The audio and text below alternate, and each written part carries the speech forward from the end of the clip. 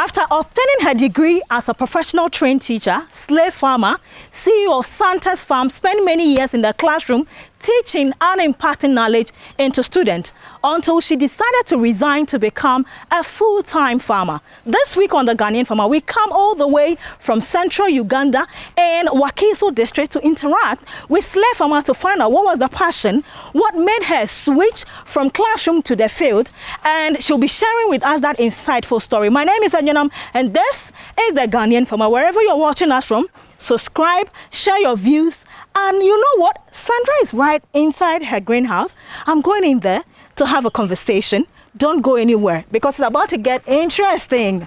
Hey!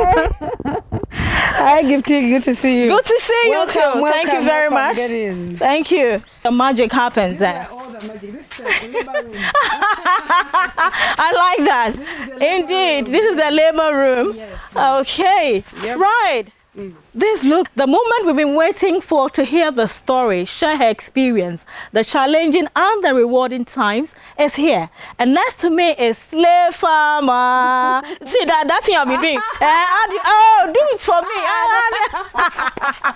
That's the signature now, slave farmer.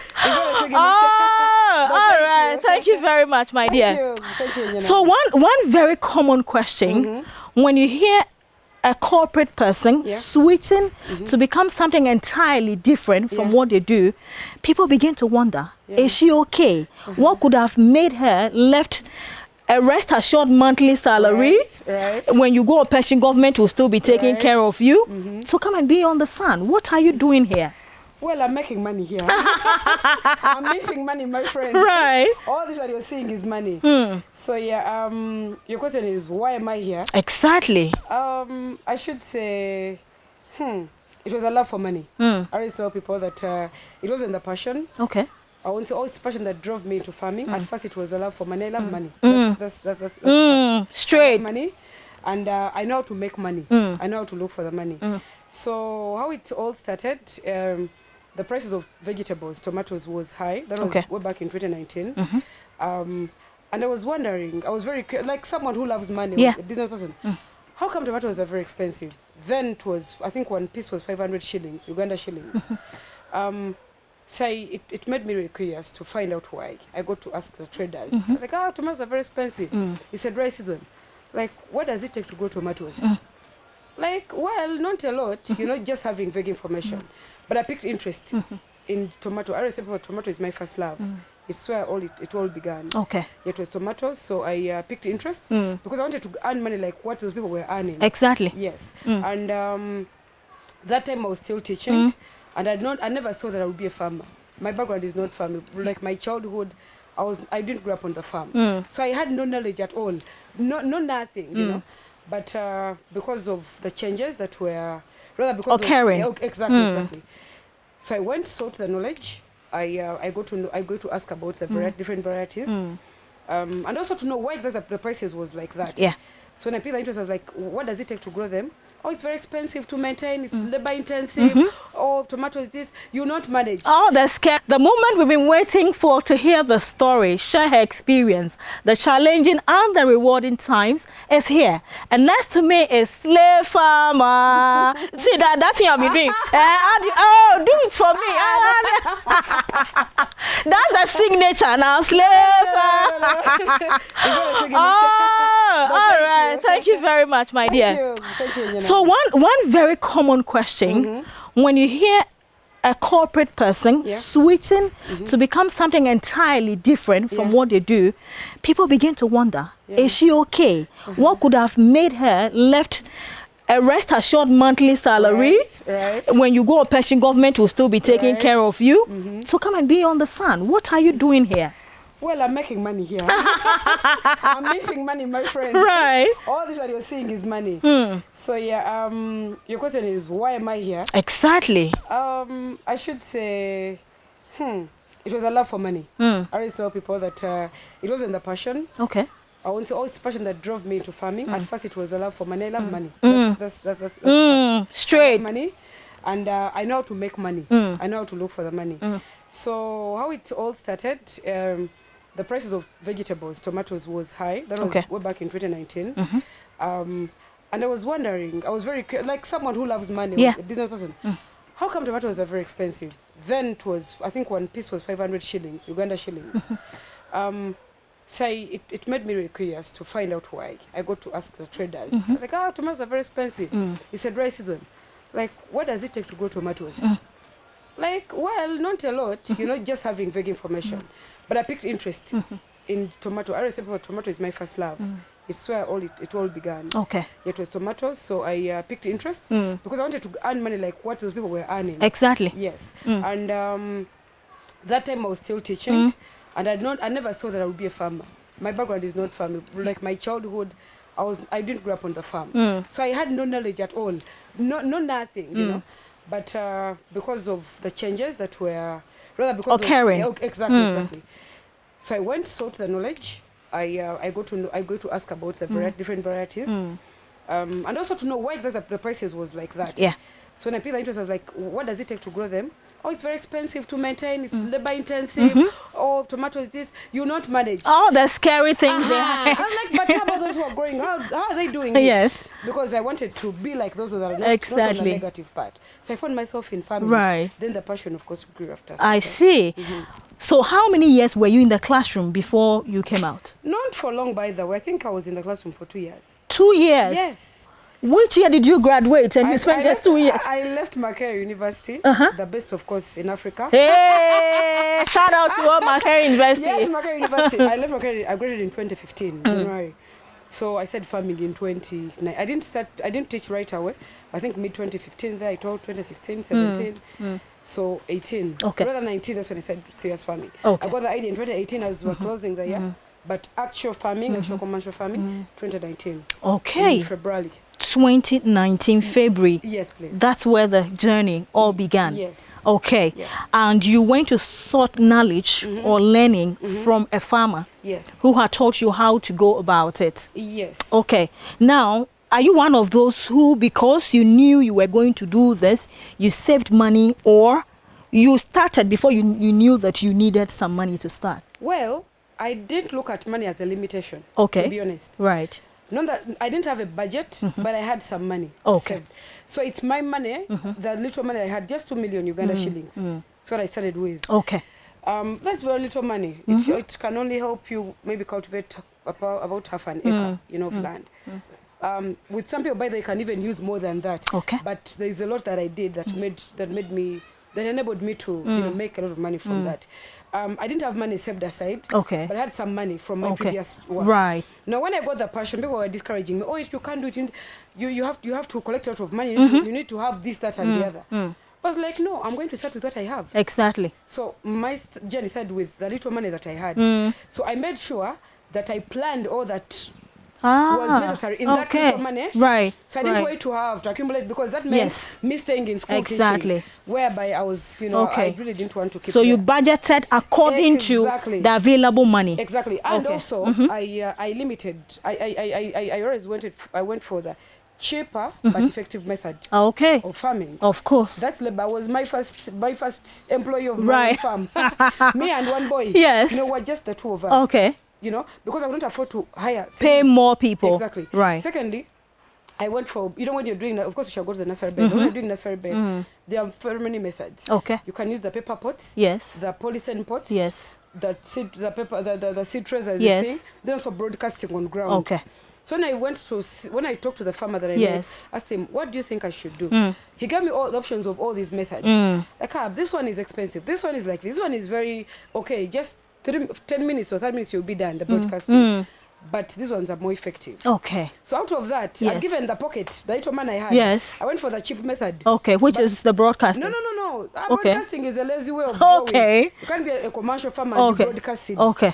The method I want is the paper pots. Where you shred paper pots. Okay. You fold them. Right. You put soil and then you sow seeds. Exactly. So that's way also effective than the broadcast way. Because there you're able to have a seed count. Because farming is a business and every seed counts. Okay. So if you don't know how many seeds you're putting in, you can't know how much you're going to harvest at the end of the day. Okay. So where did you start from? Did you start from right here where we find ourselves now, or you were somewhere before you moved here? My friend, God has been doing good. Okay. A lot of grace. I've grown in this business. I Right. did start from here. Okay.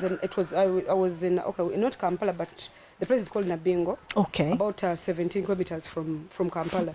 So I was like in a sense that I've been taken away. Okay. Because all these that you're seeing is not for my farm. My farm is very small, Okay. as you can see. Okay. And I focus because when I started, people picked, because I realized I was an inspiration to Okay. young people, especially the young women. And also men. They might not admit, but it's a fact. It's a fact. Right. It's a fact. Yes. And they're all coming to me, Sandra, we want to be like you. We want to do what you're doing. Okay. And me being, of course, I left the classroom, but I'm still in the farm. In the farm, I still teach in the farm. I didn't want to just do away with my farming, teaching career. Yes. Exactly, because I have a degree and all that. So I moved from classroom to the field. Exactly, to the field, from chalkboard to the farm. Farm board. That word exists. Exactly. Anyway. So I realized that I really had a role to play. I really had a lot to do. So they come, we train them, I tell them what to do. Most of them order for these vegetables. Okay. So these are seedling to be sold. This is a business to farmers. Exactly. Okay. So these are grown on order, purposely for sale. Different farmers, different size of land. So we have actually grow all vegetables. Okay. We found some of them have been taken from lettuce, green peppers, the bell peppers, yes. Then the eggplants, tomatoes, which is my first love. Okay. Cabbages, red and right. white. Green, like onions, baobab, like everything, all the vegetables. But your specialty is the tomatoes, right? Of course. Now you tell me where farming start from. Like you said, this is a labor world. What happens in the nursery? If I am going to a farm and I walk into the nursery, what happens here? Well, it's work, hard work, real work. Yes. This is the most crucial part in farming. Okay. Like not farming in general, but nursery bed is the most crucial part in a crop's life.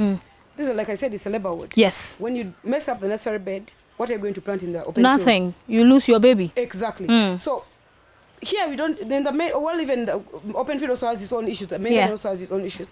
But this is the most crucial. Okay. With this, you have to make sure you have everything right from the word go. Okay. The seed you're getting. Yes. The variety you're getting. Yes. The time of planting doesn't really matter. Okay. Depending, because different farmers, there are those that have irrigation, the one I grow seeds for. Others are relying on nature's mercy.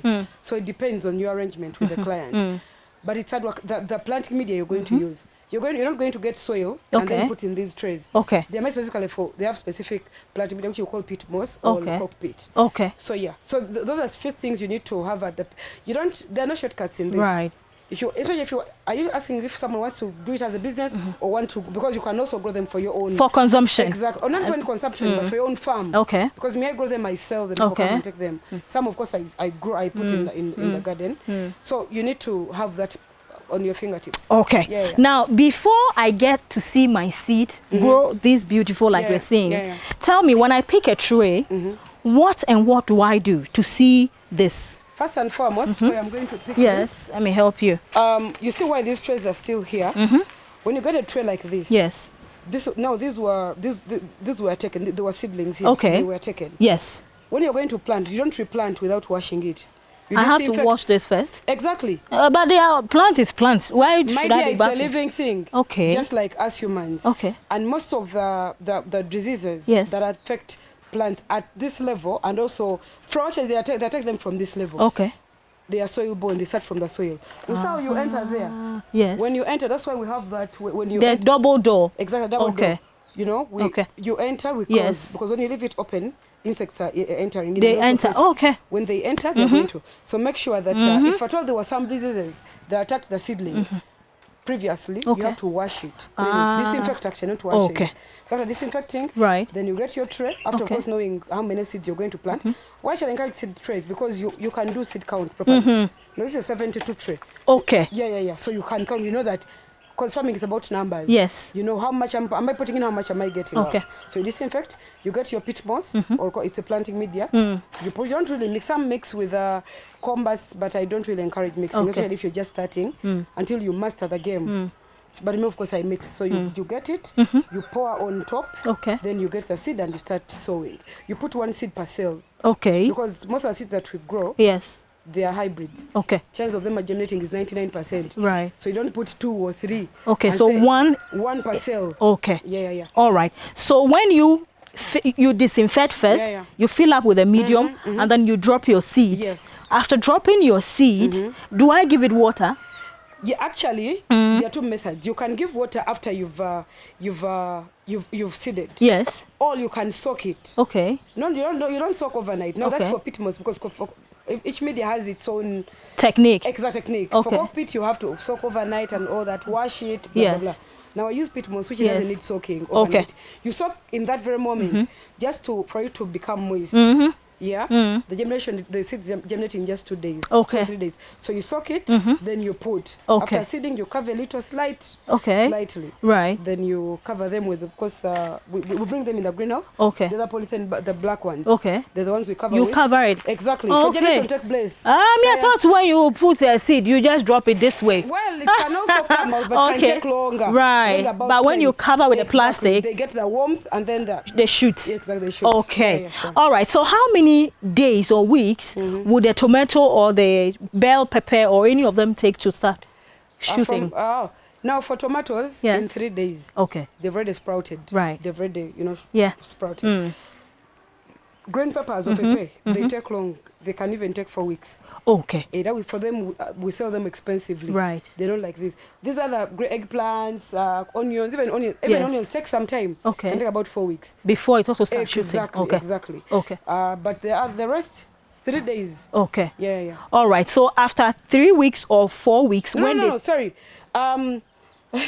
Sorry. Cut that.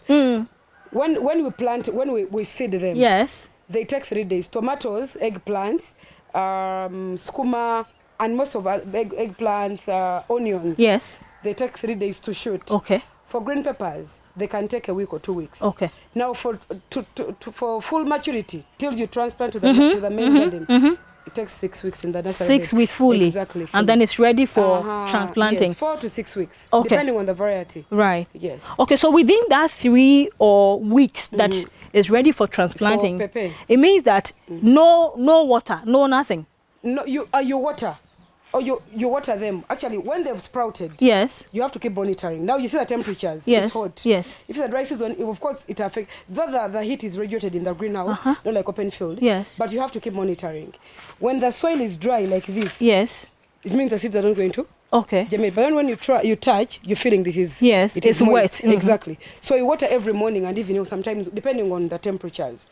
So I'll remove the plastic. When they've sprouted, you remove the plastic, you fold it and keep it for the next planting. Okay. I thought when they sprout, I'll still leave the plastic. No. When you leave on, they are going to bend towards the sunlight. So for germination to take place, okay. All right. Is required. All right. So when it germinates, I just have to take them off. Take it off. So what time of the day do you do the watering? Is it morning, evening? Morning, when it's cool, when the temperatures are cold. Morning and also evening. But for greenhouse farming, you don't have to water in the late evening. Why? Okay. Because when the seedlings get that, when they sleep or when that water, it's not the right English, but when you give them water in the evening, the sun will not drain. Okay. And so some of the fungal infections might start because most of them, when the place is moist, it's conducive for them. Yes. So it's advisable you spray between, you water them between 9 in the morning and also 4. Okay. Before the sun goes down completely. So that the heat is still there to kind of drain the water. A little bit. So that in the night, they are okay. Exactly. But then when you late in the evening after the sun has gone down, then you might start having issues in the roots and also the stem. Right. Okay. I also realized that after having it in this, which is protecting the seed, you still covered the wood with some black, I don't know, cloth or nets. Why?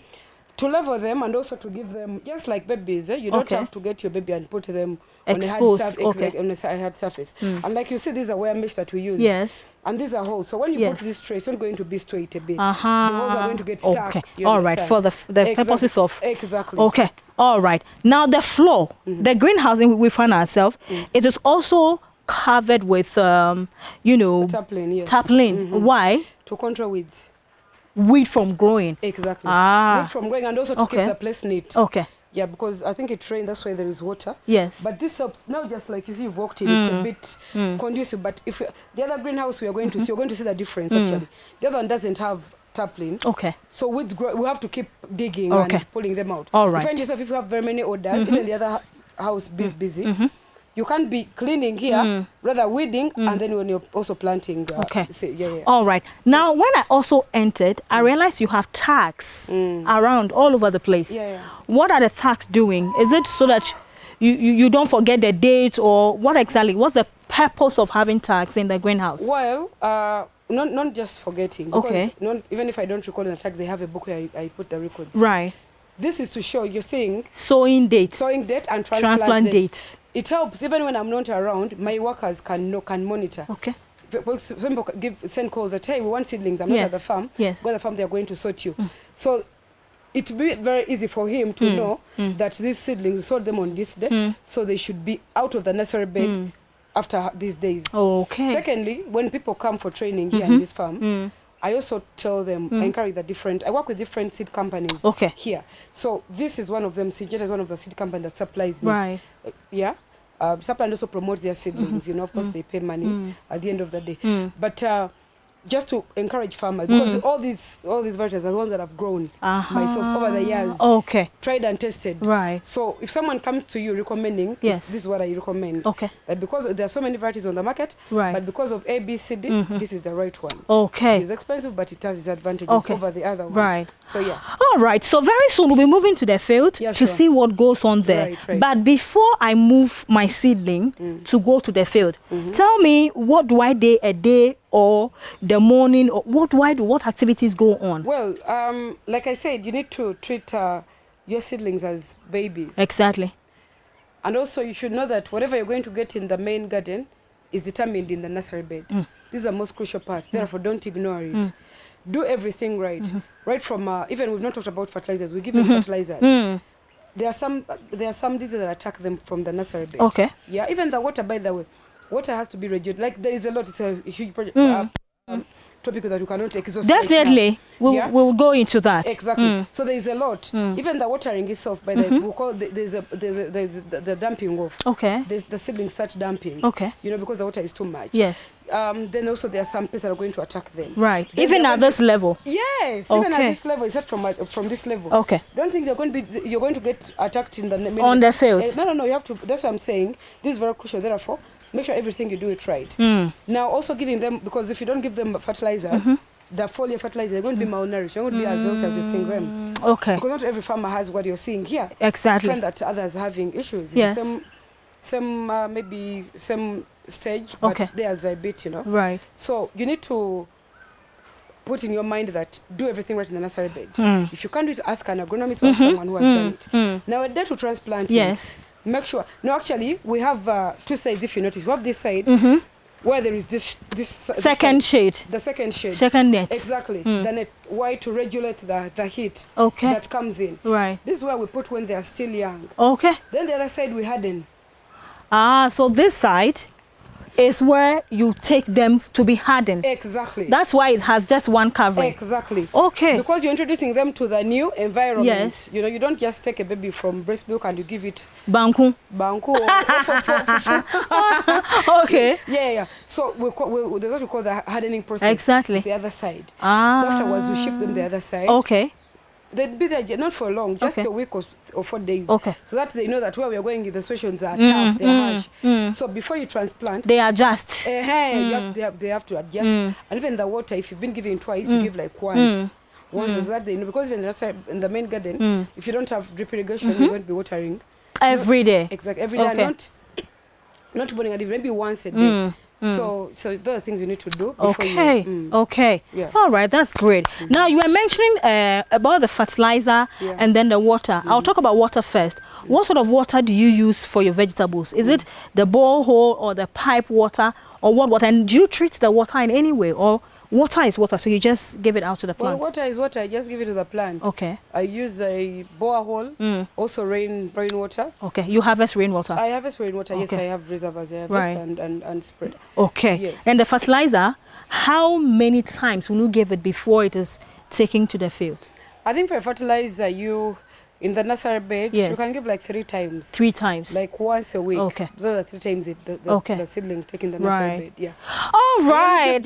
Oh, no. You go ahead. You go so ahead. You only give, you only give the vegetative because also the stages. If instead you require a different fertilizer, so don't get a fertilizer rich in potassium and you give in the nursery bed.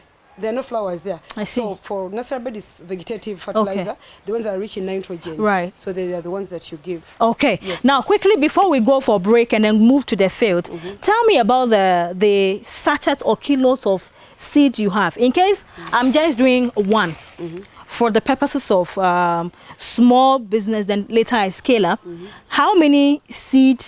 The kilos. I don't know how you call it. How many do I buy to use for this? And if I buy just one, is it enough for the tray, or I have to buy more than one? Now, how much will it cost me? Now, yes. I don't know how you do it in Ghana. Yes. But in Uganda, we don't buy seeds in kilos. Okay. But maybe grammages, or maybe for onions, there are some that are weighed in, but it's really, most of them are packed in grammages. Maybe, okay, grams. Yeah, 20 grams, 50 grams, 100. Okay. So yeah, don't kilos. What you're going to plant depends on the size of land you have. Okay.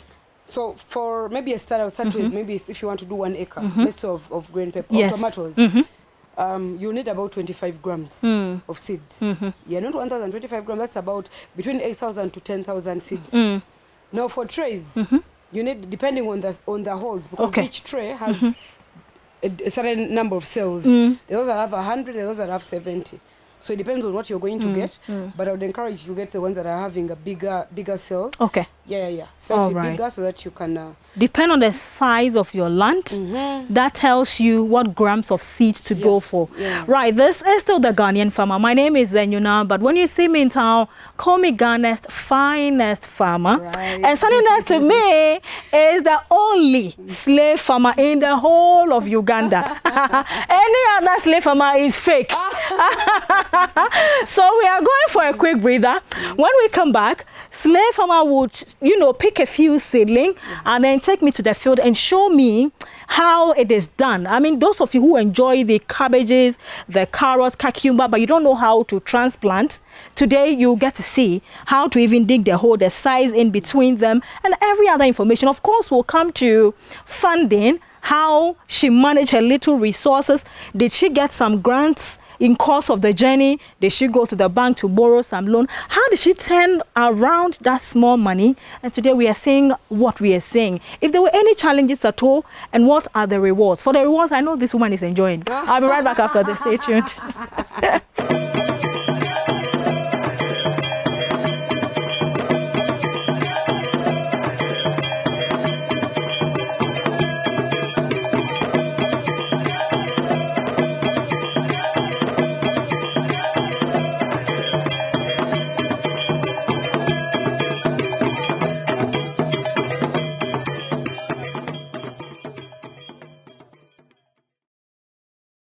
Okay, so here we are. I told you in the nursery that we'll be coming here to learn about the transplanting. And so here is bell pepper seedling, and Sandra is going to teach me how to transplant. Yes.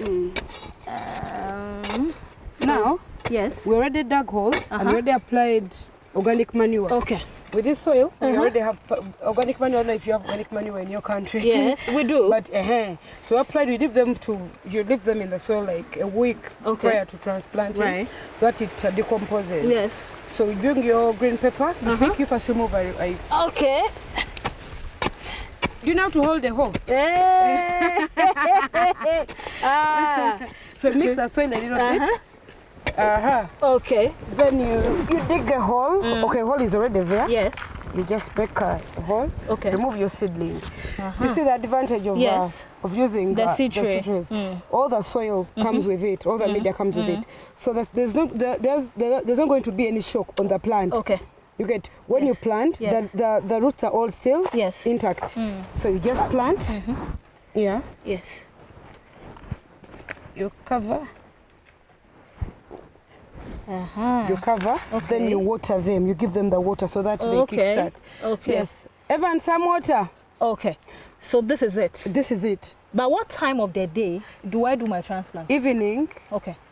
late evening when the sun is down. Yes. We'll add in the morning. Okay. Early in the morning, like before the sun comes up. Maybe you can transplant from 6 a.m. in the morning up to like 9 a.m. in the morning. Okay. Yes, all right. 9 or 10. Yes. Also in your holes, what you normally do, we first give them water. You first put it so that the place, you pour water there.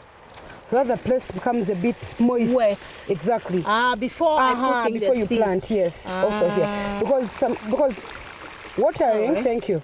You might not regulate the water. You see what is happening here. When you water, especially if you don't have drip lines, because I'm talking to farmers who just want to start. Yes. They don't have enough resources to put up drip lines or irrigation system.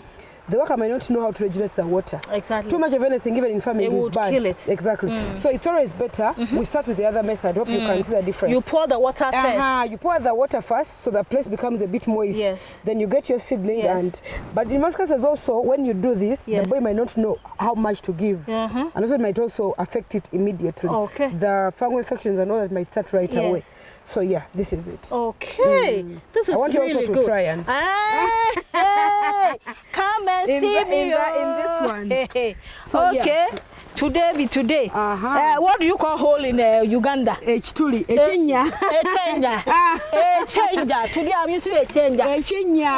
Echenya. Don't pull it out. Okay. Yeah. Is it okay? That's okay. That's fine. Okay. Yes.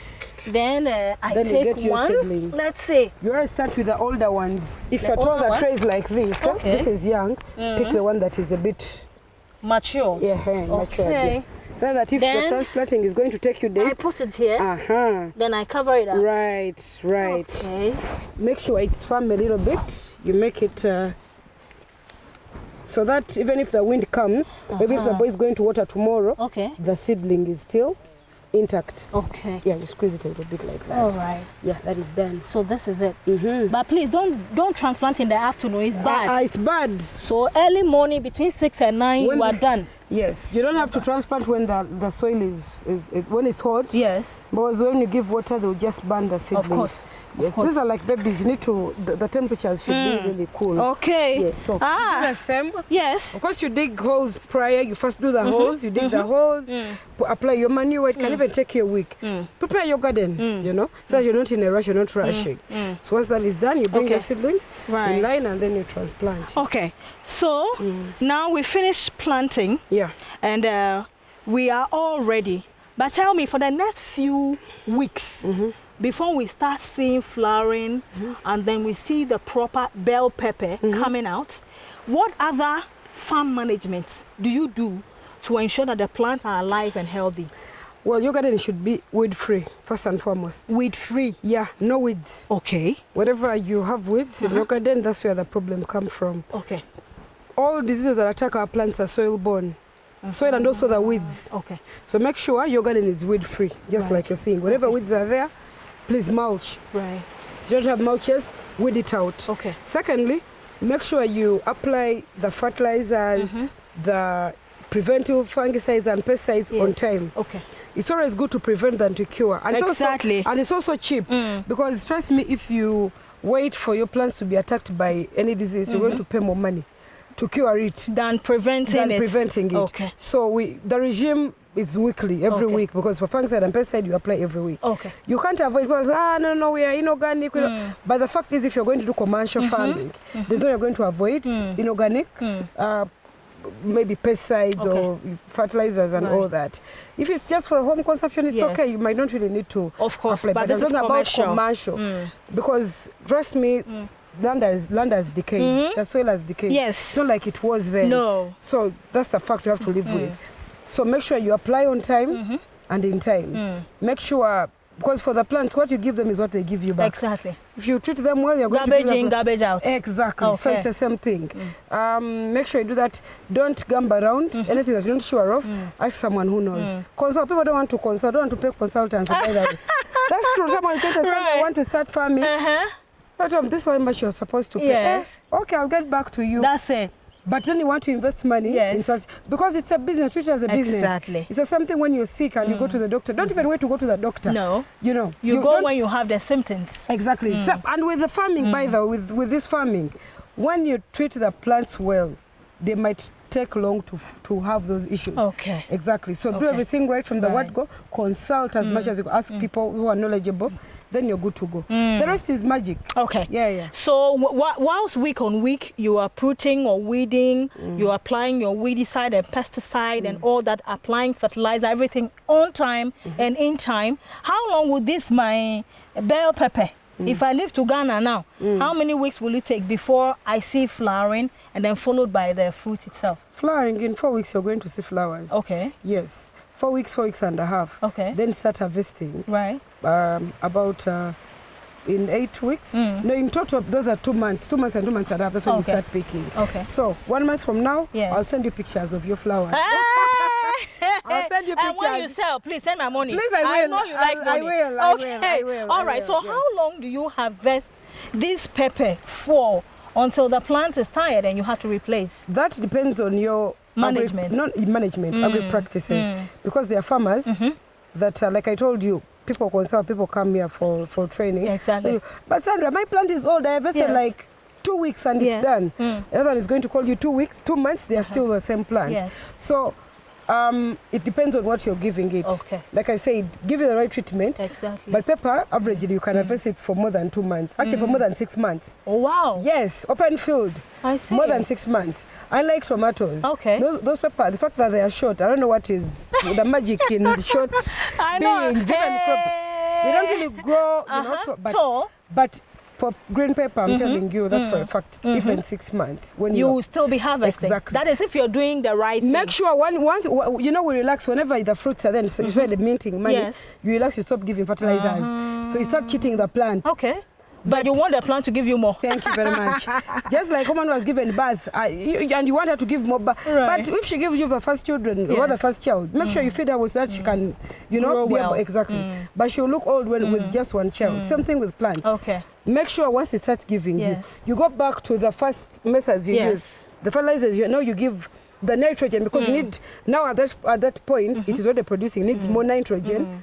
To now make good flowers, not to grow, to give you more flowers and more fruits.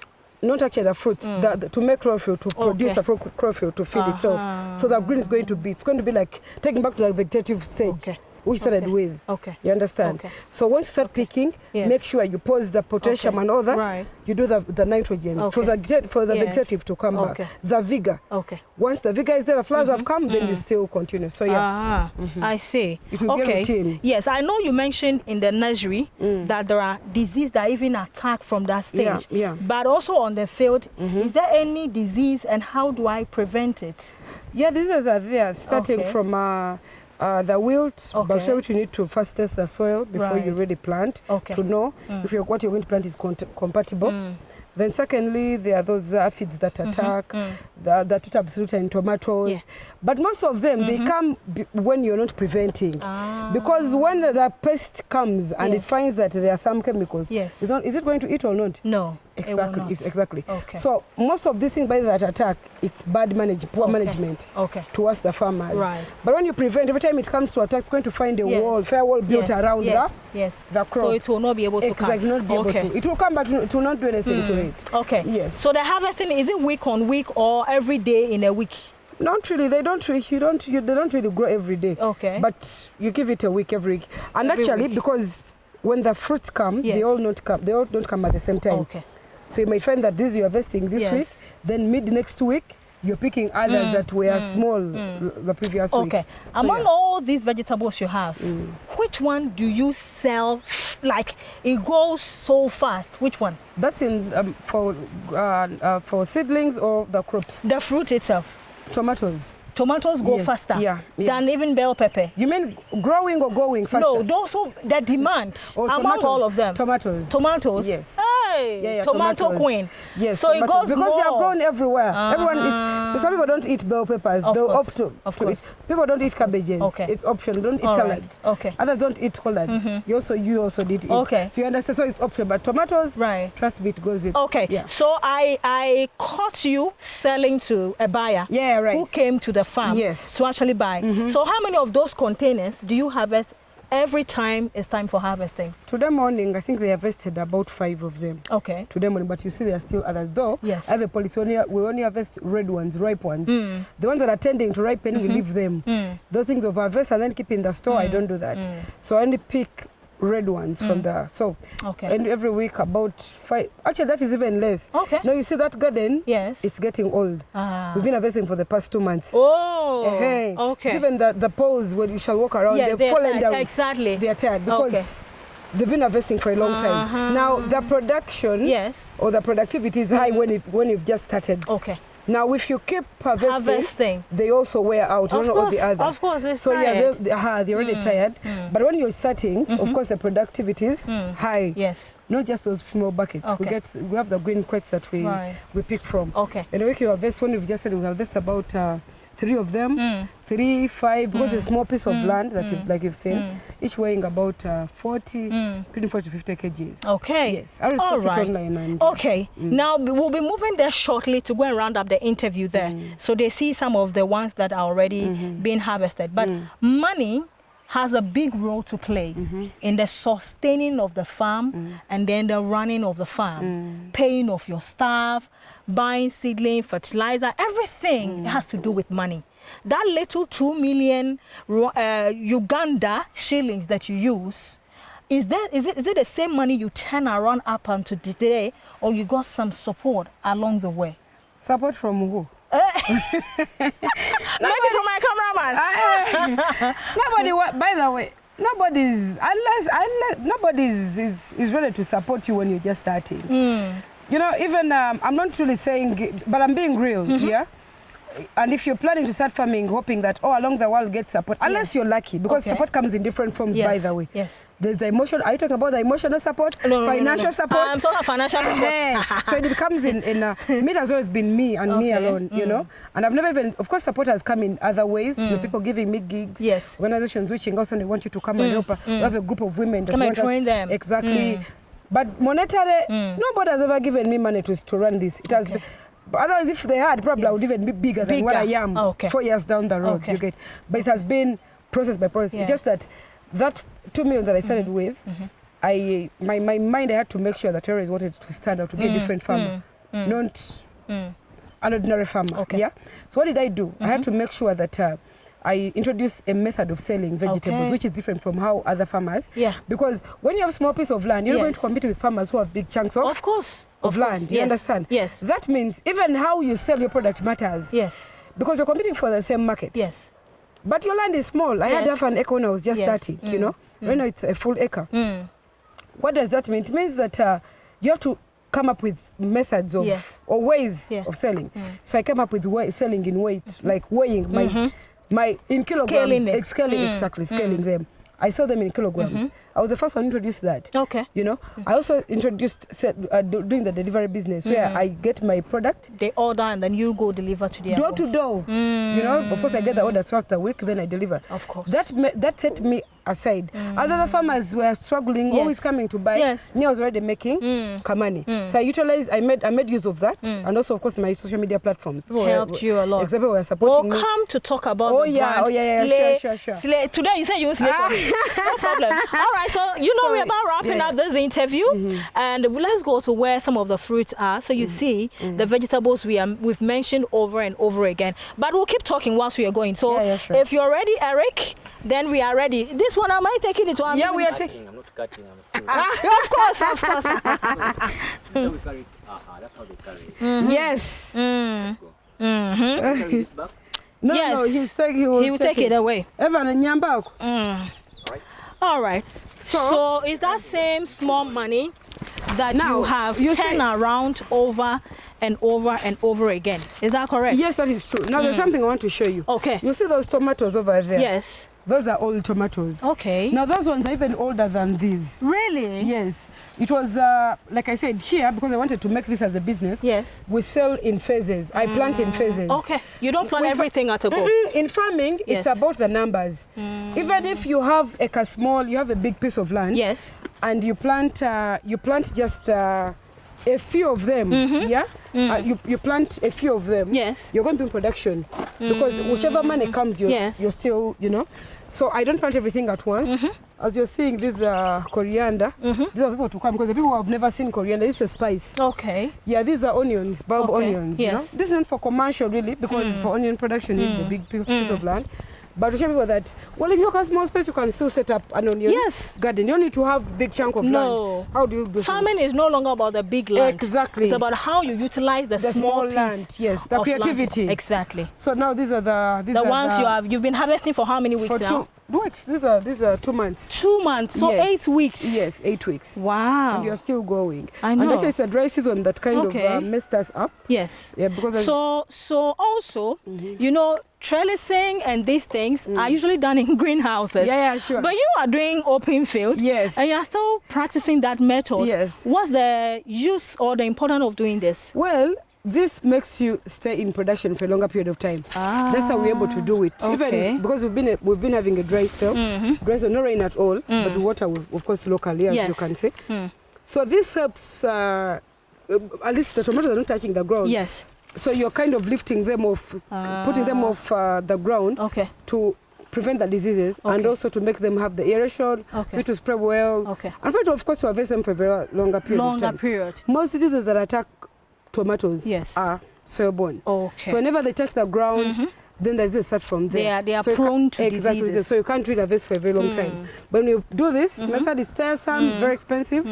But it's worth it. It makes you earn money out of at the end of the day. I see. So as you see over, I don't know whether you captured that. The other tomatoes. Yes. No, the other ones are about to flower. So these ones are going to be. We still have about a month or 2 months to go with these. Before you remove them. Yes, but then the other one will show me now starting to have been ready. Exactly. Okay. So yeah. I see. One beautiful thing I saw on your social media was when you posted a video of this. Can you know? Yeah. I can't imagine that you're actually making money from these containers. Right. Yes. Slave farmer. Yes, please. Look at this size. And it's still growing. By the you see that one we've not picked from it yet. It's so big. Yes, we've not picked from it. They're still growing. Now these containers are what we drink water from, right? Yes, please. Yes. Okay. Yes. But you are recycling it and growing plant from it. How effective is this compared to planting directly in the soil? Well, as you can see, I don't know if you've noticed, our soil is very dry and it's not fertile. Yes. My soil. Yes. You understand? Yes. So it's not very fertile and it's very dry. So water doesn't retain water. And this is for demonstration purposes. Okay. Because most, like I said, this is a semi-urban area still. Yes. So people who come, you're not going to tell him, oh, get land to plant green peppers. He's going to start saying, now, where am I getting land? Let me wait. Now, this is just for demonstration purposes to show them that, wait a minute, even with your small piece of land, you can do something. You don't even need land with this, even in your veranda. Yes. Because I used to grow them in the veranda, but now I have enough space, so I don't even need to put. Yes. But show them that you can harvest and even sell to your neighbors. Wow. It's something, and it has the same period as the ones that you're planting in the main garden. So you don't limit, land is never limitation to me. And I always encourage them that don't limit yourself. See, we're already harvesting, we're already making money from them. So the medium, is it soil? No, this is soil. With this, you don't just put soil alone because it's going to clog. Okay. So what you do, you put soil, you put also, Lusanyata is called... Is that charcoal? Charcoal, yes. You put charcoal. Yes. Charcoal dust, actually, yes. I was looking for the right one. Yeah. Charcoal dust. Yes. And also sand. Okay. You mix in a ratio. Yes. 3-1-1. Okay. Actually, 2-1-1. Okay. That way, of course, soil as the main media should have more, you know. Then you mix it so that when you water, the soil doesn't clog because it's not soil. Yes. It's not land. It's a container. Yes. So you mix that, then you put your seedling and you're good to go. Whoa. Yeah. So there'll be good aeration, the water will pass well, and everything will be calm. See this woman making money. So now, one beautiful thing I also saw you harvest and posting was this eggplants or garden eggs or whatever. Yes. But they also look very healthy. Yeah, sure. And they keep growing like... Wow. Yes. And this is also on a very small area. small space, as you can see. Wow. So this, you know, the concept, like I said, it's about encouraging more people to join farming. Yes. Most of them want, but I don't know how to do the things. Of course. You know, of course. We're not practical. We just talk about, start farming or put up, but you're not practical. You're not telling people what to do exactly. So people get discouraged. And if you want them to join us, you know, well, to feed the world and also to make money for themselves. You just saw the lady walked in here. I didn't know I would get money this morning. You know, I just bring and money comes. They knock at the gate. They walk in. Hey, please, we want tomatoes. And even if I'm not here, my workers sell. They know how to do it. So this is just still to show people. But with your small space, with you can still make money. You can still make money. And also for you, not just making money, even you have feed your family healthy vegetables. Eating healthy vegetables. It's not about money, but also eating right. You know, not buying things in the market. You don't know how they were grown.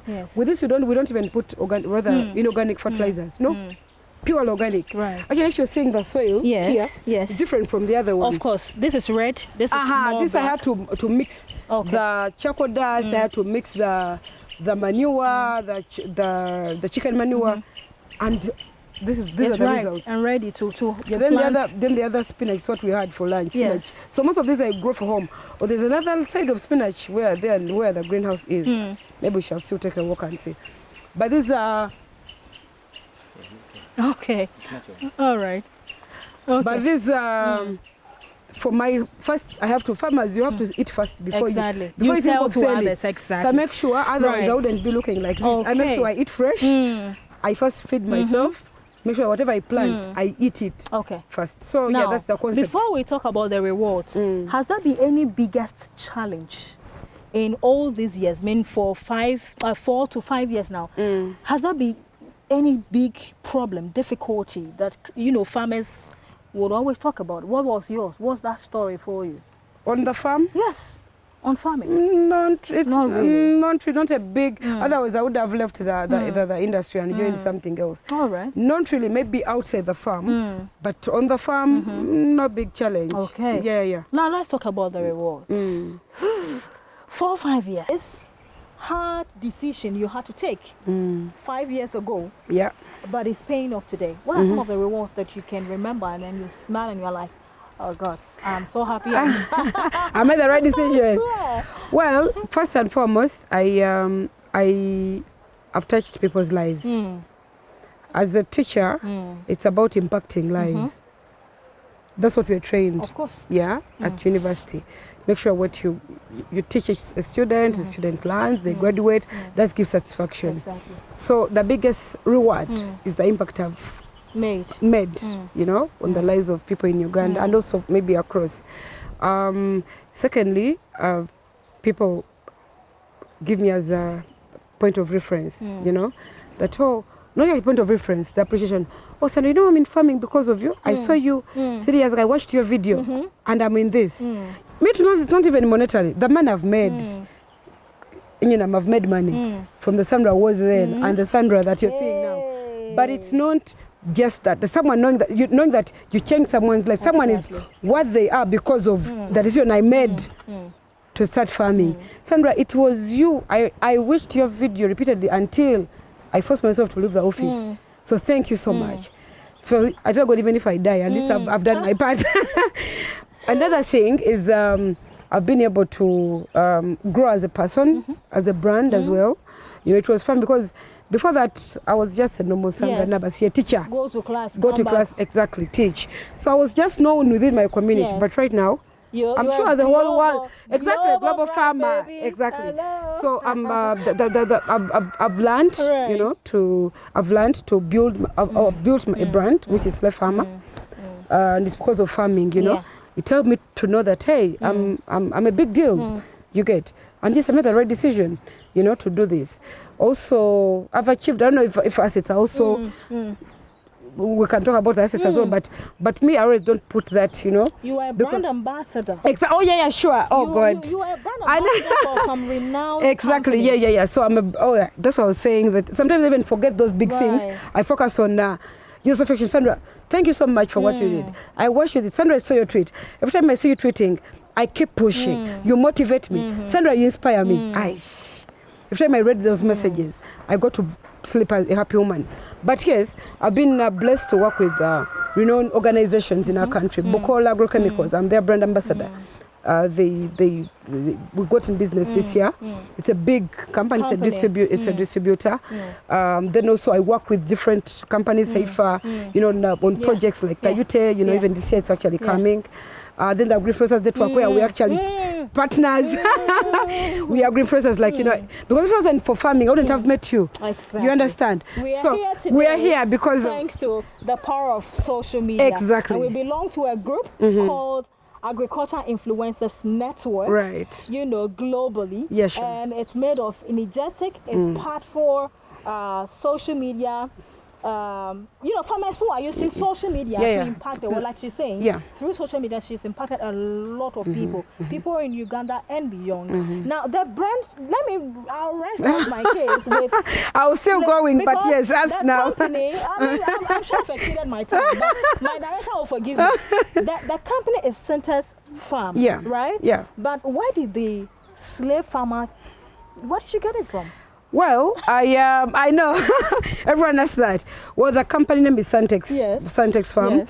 I have Santex Foods. I actually also distribute foods. Like I said, I do the deliveries. I have a grocery store where I collect all my produce. And so from other farmers, then I distribute. Okay. But the brand name is Slave Farmer. Why Slave Farmer? It was my brother Alan who had come to visit me. The other farm where I started from, I love taking pictures. Okay. That's one thing about. I love taking pictures, capturing memories. Yes. Even something that doesn't make sense to you, I love capturing it on camera. So Alan had come to visit me. That was when I just said 2019. I told him, let me pose, take a picture. Like, you're posing like slave queens. I told him, I'm not a slave queen. Yeah, I'm a slave farmer. So like, oh, okay, fine, slave farmer. You pose, I take pictures. Okay. So I posed, he took pictures. Now that time, my handle on Twitter was Sandy Pie, Sandra Nabasirye. I wasn't even a slave farmer. Right. So whenever he could call me, Gweka slave farmer. Right. Ka is like a small person in Acre, you know. Gweka slave farmer. I was like, wait a minute, actually I'm a slave farmer. Yes, I am. Yes. So I birthed the name slave farmer with my brother, of course. I started putting it online, and what I was doing actually, that, you know, showing people that you don't have to be shabby to do farming. Of course. You don't have to be ugly like they say, oh, it's for I'm a degree holder. Retired people. Exactly. No, I'm a degree holder, I'm very young, but I'm in farming. So I wanted to change the face of farming. So even because people relate so much with slave queens, you know, you're putting on heels, you know, the lipstick, you know, the wigs. Well, I don't have wigs. I'm glad we are. At least I'm not alone. So I even have short hair. But what I wanted to put out across that you can be a beautiful girl, just like me, and so do farming and make money. You know, it's not about, we're not saying don't slave, but you know, slave productively. So yes, that's the thing. Yeah. So me, I've been the gardener. So that's how. So I think that's what attracts people to me. Like, do it productively. You can slay in your shop, or you might not really come to the garden, but wherever you are, let it be productive. That it makes, you know, sense to everyone, and it also impacts on other people who see you. So that was the birth of Slave Farmer. Yes. Thank you. Yeah. Lastly, if a total stranger, not from Uganda, from Ghana, Nigeria, abroad, is coming to start a business, it could be agric, our focus is agric or agribusiness, what would be that 1 or 2 tips you would share with that person? Well, someone coming out of from Uganda, let's say Ghana, Nigeria, whatever, I would encourage you to do research. Thorough research on what you're going to invest in. If it's agribusiness, do thorough research, consult good people. The people, they are fake people online, but also good people. So get in touch with the right people, those who are knowledgeable. Research thoroughly. Then when you've done that, also touch base. You know, if you travel, you traveled all the way from Kenya to come to Uganda to really see what we do here. So take the initiative. Any business, don't just do it for the sake of doing it. Get involved. Do research, have knowledge about it, get in touch with the right people, then come to Uganda. Uganda is a very beautiful country. You've witnessed the green and the soil. She kept boasting. But it's that fact, you know, the fertile soils and everything. So I encourage you all to come by the way and set up a group of other farms in Uganda. It's a beautiful country. We are good people. Find you for those who would want to choose Uganda for their business, especially agriculture. How do we find you? Well, on social media, Slave Farmer. Twitter, my handle is at Sandra Nabasirye. But even if you put Slave Farmer, you'll get in Facebook Slave Farmer. Instagram, I'm not very active, but yes, I'm there. Then, of course, maybe where else will they get me? Twitter, maybe the phone number. Yeah, of course. Yeah. But serious people should cut that out. But yeah, the point is, Twitter for business, yes. +256 776 060088. Okay. Yeah. So here, all the way from central Uganda, precisely Chiwenda. Chiwenda. Yeah, Wakiso district. Wakiso district. Yeah, right. We bring you the end of our story Yeah, or the journey about a young woman who was teaching in the classroom, but said to myself, I could make more impact elsewhere. Yeah, sure. And that elsewhere is on the field. And of course, she's still making impact because she's training thousands of people to make use of the little land they have, make a living out of it. And of course, we are changing the face of our great country. Right. Thank you very much for watching. But until then, it is bye-bye from Santex Farm, a.k.a. Slave Farm. Let's